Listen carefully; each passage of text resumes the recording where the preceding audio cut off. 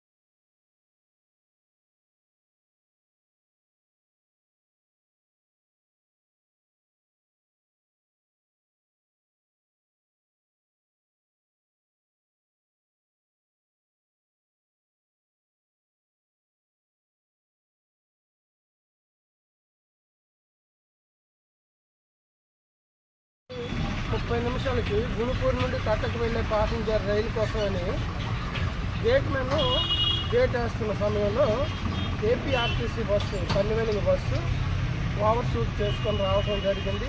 దానివల్ల గేట్ విరిగిపోయింది, ట్రాఫిక్ పూర్తిగా స్తంభించిపోయింది.